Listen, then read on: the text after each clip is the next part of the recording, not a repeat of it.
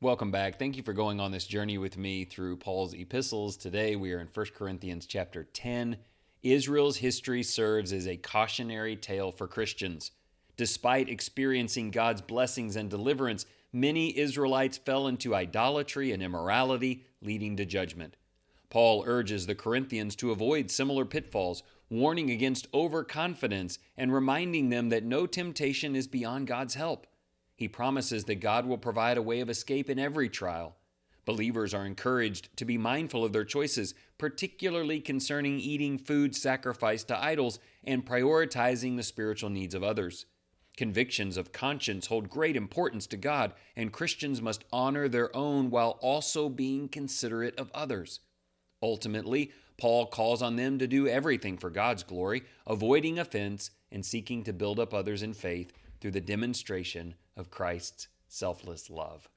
So that theme is continuing here in chapters 8, 9, and 10 about the meats and the choices and consciences and the way we treat others. Just as Israel crossed the Red Sea, we have been freed from bondage through the waters of baptism.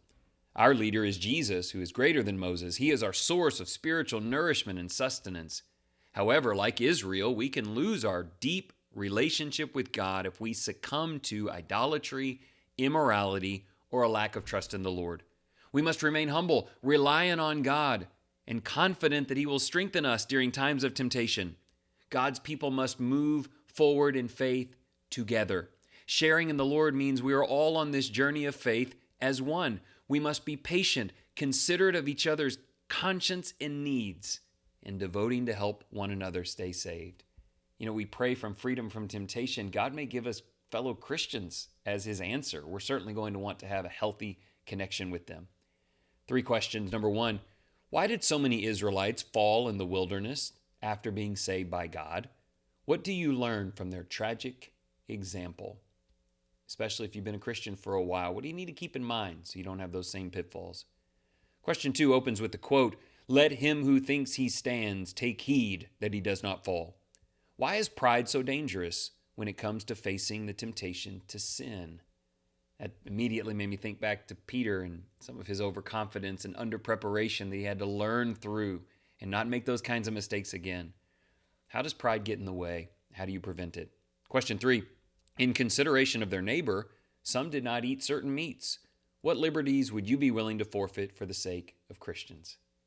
A day or two ago, I asked you what compromises you've already made, but looking forward, what are some other things that you might need to let go of for the sake of the body of Christ? Let's finish in prayer.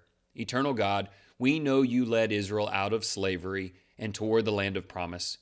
We have read how many lost focus and succumbed to the impulses of the flesh, failing to receive the reward. Help us resist those temptations, support one another, and humbly rely on your faithfulness to keep us strong. We vow to flee idolatry and dedicate our lives to you and your people. Please help us cultivate the humility needed to deny ourselves and serve fellow believers. Guide us to do all things to glorify you and assist others in finding salvation in you. Love God, love your neighbor. There's a theme for the day. There will be great opportunities to do both. Thank you for your attention.